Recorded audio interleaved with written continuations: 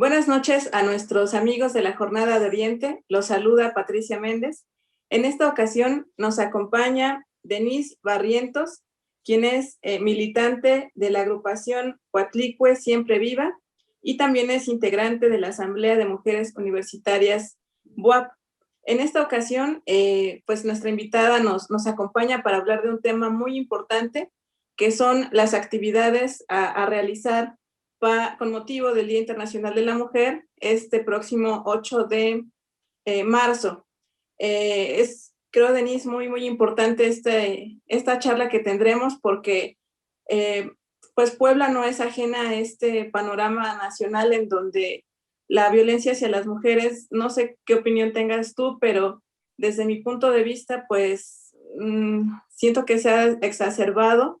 No paran las agresiones, ¿no? Desde el ámbito público hasta lo que ocurre en el ámbito privado. Me parece que es muy complicado, muy difícil la situación en cuanto a la violencia de las mujeres. Buenas noches, Denise. Hola, buenas noches. Pues gracias por la invitación. Respondiendo a la primera cuestión que mencionas, a nosotras precisamente nos parece importante y necesario poner sobre la mesa y abarcar este 8 de marzo la temática de la inseguridad y la violencia hacia las mujeres. Desde Coatlicue Siempre Viva y en coordinación con otras colectivas del Estado de Puebla, hacemos el llamado a todas las mujeres diversas, a las disidencias y a las personas que quieran manifestar y exigir al Estado y a las instituciones cuestiones relacionadas a la inseguridad y a la violencia contra las mujeres el 8 de marzo. Nosotros creemos que año con año, pues sí aumenta los casos de violencia, no solamente en las calles o en lugares públicos, sino también dentro de las universidades, dentro de las instituciones educativas, en cualquier nivel. Por ejemplo, desde la Asamblea de Mujeres Universitarias y a lo largo de la historia de la misma asamblea, nosotras hemos visto la necesidad de abarcar pues estos temas que nos atraviesan a las mujeres y a las compañeras, a las profesoras, estudiantes, administrativas, porque nosotras creemos que no solamente es cuestión, por ejemplo, del acoso, de la violencia sexual a las compañeras, sino que el espacio está plagado de violencia tanto en la malla curricular, de machismo y de cuestiones discriminatorias en la malla curricular, en la práctica docente y en las prácticas en general que se dan dentro de los espacios educativos. Entonces, en conjunto con la Asamblea y con otras colectivas desde Coatlicue y desde la Asamblea de Mujeres Universitarias, consideramos que a raíz del aumento de la violencia dentro del Estado de Puebla nos tenemos que organizar. Pues no es como nuevo la situación de los feminicidios, por ejemplo, y del acoso callejero. Y pues eso. ¿Cómo ustedes dentro de estos colectivos, dentro de estas organizaciones, cuál es la percepción actual que tienen de la violencia contra las mujeres en el estado de Puebla? Como digamos, no sé si nos podrías describir, ya nos hablaste un poco de esta cuestión del ámbito académico, ¿cómo están los otros sectores? Por ejemplo, a mí me llama mucho la atención que pues las cifras y otros colectivos aseguran o registran más bien que la mayoría de los feminicidios ocurren en las casas, ¿no? En las casas de las víctimas y con personas muy cercanas. ¿Ustedes cómo observan esta situación en el Estado? Pues al respecto del tema de los feminicidios y las estipulaciones legales o que hablan acerca de lo que se considera un feminicidio, nosotras hemos tenido discusiones sobre los cambios o transformaciones que se deben de hacer, tanto al concepto como a las cosas que enmarcan o que se deberían enmarcar y como feminicidio. Nos parece un poco riesgoso que haya ciertas características que, por ejemplo, una mujer tenga que tener algún tipo de relación sentimental o que deba de conocer a la persona que violenta o que la asesina, ¿no? Nosotras creemos que pues, los feminicidios no solamente se dan con personas que nosotras conocemos, sino que puede ocurrir en cualquier espacio y bajo circunstancias que no siempre son conocidas para uno, ¿no? En ese sentido, pues creemos que debe de haber una discusión al respecto, tanto por parte del Estado como de las instituciones involucradas. Por ejemplo, la alerta de género que está en el estado de Puebla y en otros 11 o 12 estados, me parece, del estado, perdón, del país, pues no ha dado ningún resultado. O sea, fue en teoría como un avance del movimiento, pero en realidad ninguna medida que se ha tomado por la alerta de género ha funcionado porque los casos van en aumento. Entonces, nosotras creemos pertinente que la situación es tan delicada y tan compleja, que no solamente se necesitan acciones por parte del Estado, sino también de otras instituciones como lo son las universidades, ¿no? Que también están encargadas de la seguridad de las personas y de las mujeres dentro de los espacios tanto públicos como privados y que debe de haber una articulación en el trabajo con las instituciones educativas de nivel medio y medio superior y con el Estado para que la alerta de género pues en realidad de salida o de una solución a la cuestión de los feminicidios. Platicábamos también, por ejemplo, acerca de, en esta cuestión de qué es un feminicidio, las características y cómo es que se llega el hecho de que el Estado también violenta a las mujeres, ¿no? Y de diferentes maneras. Nosotros abogamos porque la situación, por ejemplo, del aborto, de la interrupción legal del embarazo, es una cuestión del Estado que le corresponde gestionar y avanzar en esa materia al Estado, porque el hecho de que haya mujeres que mueren en abortos clandestinos o que mueren en prácticas inadecuadas de instituciones ilegales es materia o es responsabilidad del Estado por mantener el aborto ilegal, ¿no? Por ejemplo, hay autoras que manejan como feminicidio, pero por parte del Estado, la muerte de mujeres a causa de abortos mal practicados, ¿no? Entonces eso también habría que tomarlo en cuenta, que el Estado también ejerce violencia contra las mujeres y se debe de hacer cargo de eso. Precisamente esta semana pasó algo que me parece muy grave. Yo creo que ustedes tienen conocimiento de esta discusión que hubo en el Congreso del Estado, en donde en el debate que tienen los diputados, uno de ellos ya esquizofrénica, ¿no? A otra diputada. Entonces, me parece algo que es de verdad muy delicado porque pues ocurre en un recinto público una situación, una agresión que se pueden reproducir y reproducir y reproducir, donde se supone que tendría que haber más civilidad. Se reproducen estas agresiones, estas, pues sí, patrones de conducta misóginos y que pueden llegar hasta un feminicidio, ¿no? Hasta matar a una mujer.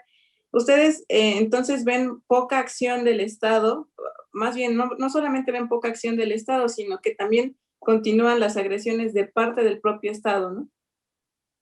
Claro, sí.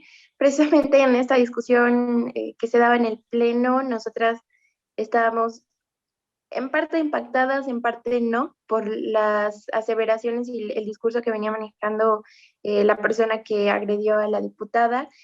Y pues son conductas que nosotros entendemos que han estado normalizadas por tanto tiempo y que las personas pueden llegar a pensar que es normal, ¿no? Que alguien llame de esa manera a las mujeres o que se patologice, ¿no? Porque llamar esquizofrénica, loca a una persona, pues también habla de un discurso patologizante y que más que pensar fuera de ese marco, nosotros preferimos llamar a la persona anormal por la discordancia que puede provocar su discurso con el nuestro, ¿no? Y en este caso es una cuestión de derechos humanos y que está relacionada con discursos de odio, lo que estaba manejando, lo que se maneja, ¿no? Y es muy riesgoso y para nosotras es importante que se le pueda dar atención y salida porque Entonces, estamos entendiendo que en el poder y las personas que están gestionando los derechos tanto de las mujeres como de otras personas, pues vienen manejando este tipo de discursos que son muy delicados porque perpetúan discriminación, perpetúan racismo, perpetúan machismo, que finalmente acaban en actos misóginos y de violencia, ¿no? Porque bajo estos discursos se sostienen los feminicidios, ¿no? Al fin y al cabo se busca siempre justificar el hecho de que yo violente a otra persona porque así pienso o porque así siempre ha sido toda la vida. Entonces, sí es, yo creo que importante que podamos ir dialogando, discutiendo, poniendo sobre la mesa el hecho de que el Estado está encargado y debe de cumplir con su papel de legislar a favor de las mujeres y a favor de las personas que están precarizadas, que son violentadas, que viven en una cuestión de vulnerabilidad, precisamente por este tipo de discursos y de pensamiento. Y también señalabas hace un momento que ustedes no solamente están poniendo el dedo en la llaga en el ámbito estatal o gubernamental, sino que también en la vinculación con las universidades. En el caso de las universidades, ¿sí han encontrado respuesta en este llamado de que se pueda erradicar la violencia contra las mujeres? Pues el análisis que nosotras hemos hecho es que muchas de ellas son solamente de palabra. Actualmente, por ejemplo, en la toma del Congreso del Estado de Puebla, uno de los acuerdos fue el trabajo de la mesa interinstitucional, en donde se convocaba a las instituciones educativas, incluyendo a la UAP, a la UTLAP, a la Ibero, inclusive se le mandó invitación a la SEP, y al final quienes firmaron estos acuerdos, de los que firmaron más bien estos acuerdos o de los que llegaron a dialogar con las compañeras, al final solamente la Ibero fue o es la única que se ha pronunciado, ¿no? En trabajo para la cuestión de la alerta de género. Entonces eso a nosotras nos da indicio de que si las instituciones se enmarcan, por ejemplo, en estos días y en estas fechas importantes del 8 de marzo, del 25 de noviembre, fechas importantes que se supone que uno asume trabajo institucional para erradicar ese tipo de cuestiones, nosotros vemos que solamente es de palabra, ¿no? O sea, no basta con colocar mi moño naranjita en mi foto de perfil de la página, porque con eso no se soluciona el problema y solamente están manejando un discurso de que se está haciendo algo al respecto, pero en realidad no se está haciendo nada porque el trabajo de fondo no se hace. Sí, tenemos que cambiar las mallas curriculares para mover cuestiones académicas que giran en torno a prácticas y a teorías machistas. Entonces, es lo que se debería de hacer en vez de solamente pintarnos de naranja, ¿no? O llegar con una frase y decir no más violencia entre las mujeres en espacios educativos o en las aulas, pero que en realidad no se atienda las denuncias de acoso, no se evalúen las mallas curriculares, no se atiendan las capacitaciones hacia el personal, la atención, la no revictimización, etcétera. Entonces, es un deber de las instituciones educativas, tanto públicas como privadas, dar atención a este llamado, ¿no? A que no solamente sea de palabras, sino que en realidad haya hechos y compromisos con las mujeres. Y bueno, a un año de este gran movimiento que hubo en marzo del año pasado, que se hizo todo pues sí, yo considero que fue un movimiento y una protesta pues simultánea en el país. ¿Ustedes consideran, observan que sí hay avances o por el contrario ven que pues de poco sirvió este paro de labores que se realizó hace un año? Pues yo creo que hay varias cuestiones que analizar en ese sentido. En cuanto a hablando exclusivamente del trabajo, de los avances que se han tenido de un año para acá, considerando la situación de la pandemia, yo podría destacar muchísimo la articulación que se ha dado en el estado de Puebla con diversas colectivas, colectivos, organizaciones y compañeras que apuestan por transformar la realidad en la que vivimos. El año pasado, por ejemplo, nosotras hicimos una articulación con diversas colectivas y colectivos y organizaciones del estado de Puebla, éramos alrededor o más de 10 organizaciones, incluyendo a la 28 de octubre, las compañeras de la 28 de octubre, quienes estuvimos gestionando el trabajo y sacando la marcha del 8M. La apuesta es que en tanto el trabajo y las necesidades lo demandan, pues nosotras necesitamos estar en coordinación, no más allá de que no converjamos con las mismas ideologías o con las mismas prácticas feministas, por ejemplo, de lucha de las mujeres, nosotras necesitamos estar articuladas, escucharnos y parar para que podamos sacar el trabajo adelante, ¿no? Podamos exigir. Entonces, en ese sentido, de un año para acá se ha dado un progreso, nosotras pensamos muy grande porque seguimos en articulación con esas colectivas y también sin el apoyo de esas colectivas, de esas compañeras, por ejemplo, la toma del Estado de Puebla no se hubiera podido sostener, ¿no? Y el trabajo correspondiente a la interrupción legal del embarazo, a la ley Agnes, que se gestionó o que se aprobó la semana pasada, y el 8M, no pudiesen estar siendo una realidad, ¿no? Porque en épocas de la pandemia, en donde es tan difícil encontrarnos, nosotras estamos apostando porque nos podamos escuchar y coordinar para que cada una saque las actividades desde sus espacios y al final convoquemos todas para que las compañeras lleguen. Y se dé en este sentido, pues, la exigencia bajo una misma voz, partiendo de muchas voces.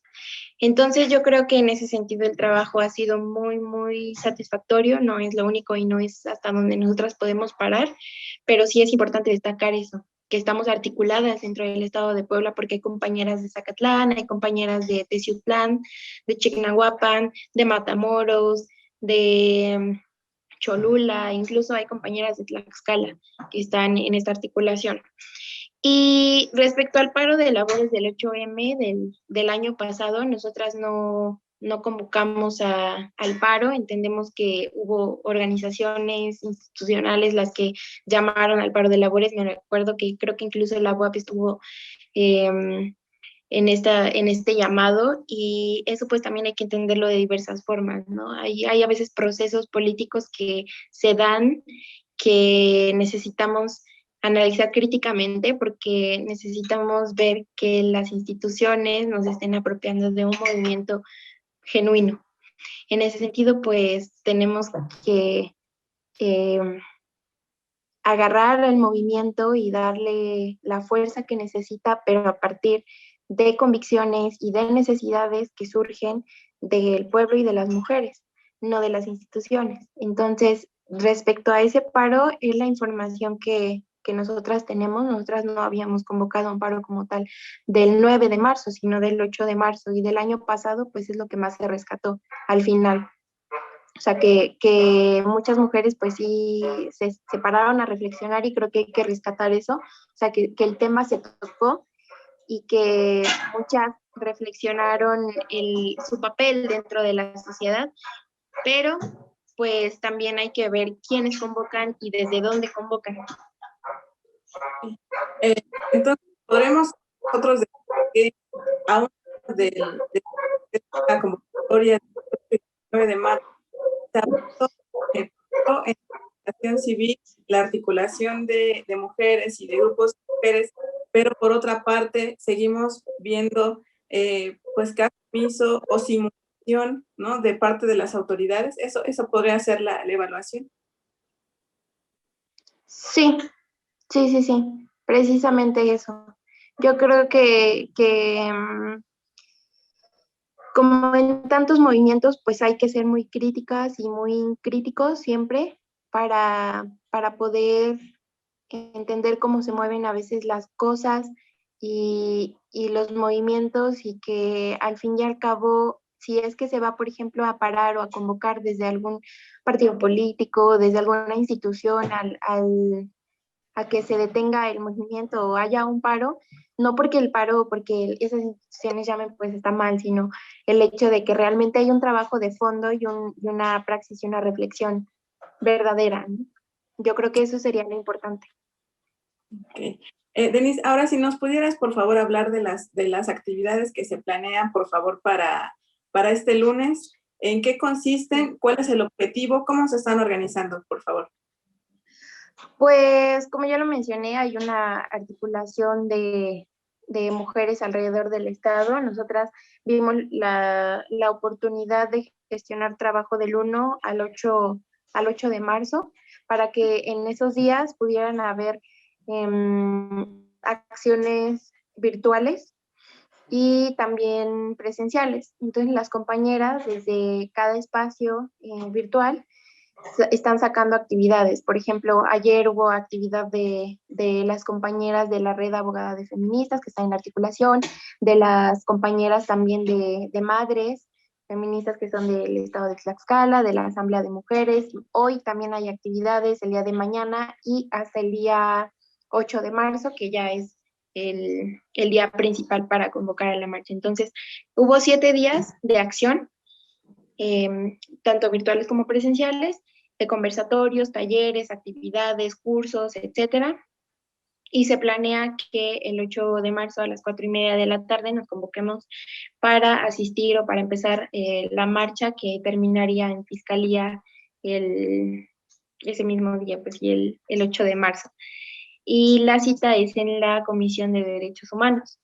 También por parte exclusivamente de la Asamblea, como se convocó a un paro activo virtual, el hecho es parar actividades académicas institucionales alrededor de las universidades en nivel medio y medio superior, para que pudiésemos reflexionar al respecto de la precarización, de el trabajo explotado bajo el que viven muchas mujeres dentro de las instituciones y las diversas violencias.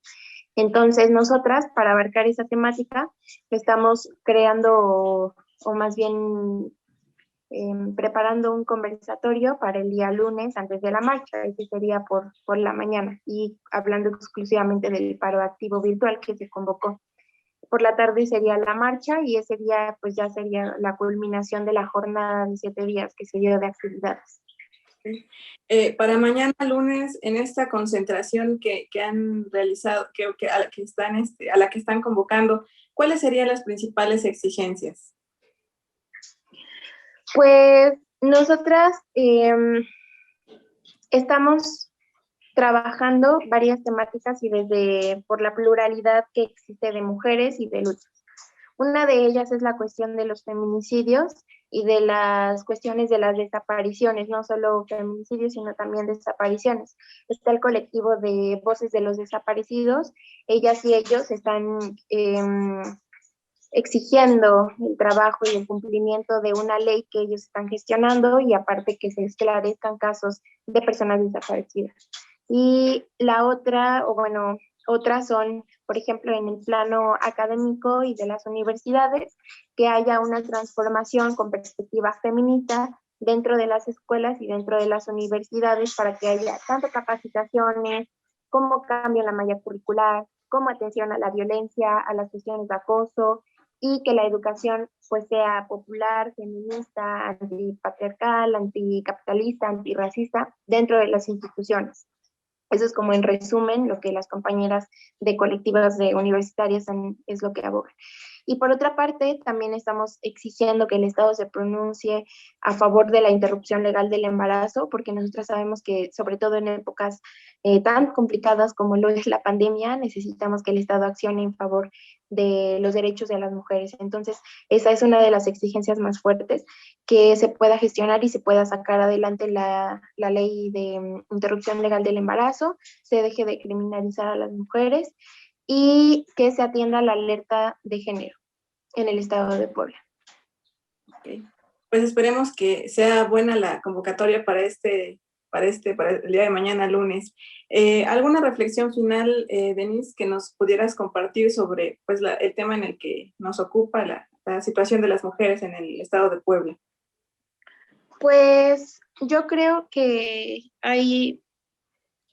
hay que rescatar la importancia de que las mujeres estamos articulándonos juntas, que no somos unas o no somos pocas o no es poco el trabajo que se está haciendo por algunas declaraciones que se han hecho eh, desde ciertos poderes del Estado, que esta articulación es la que va a dar resultado al fin y al cabo para que se pueda trabajar la cuestión de la violencia y del aborto legal dentro del Estado, y que a todas las mujeres que estén interesadas en continuar en la articulación, ya no importa que haya pasado el 8 de marzo, que quieran saber cómo accionar para trabajar, por ejemplo, la cuestión de la interrupción legal del embarazo, nos pueden mandar mensaje a las páginas o nos pueden mandar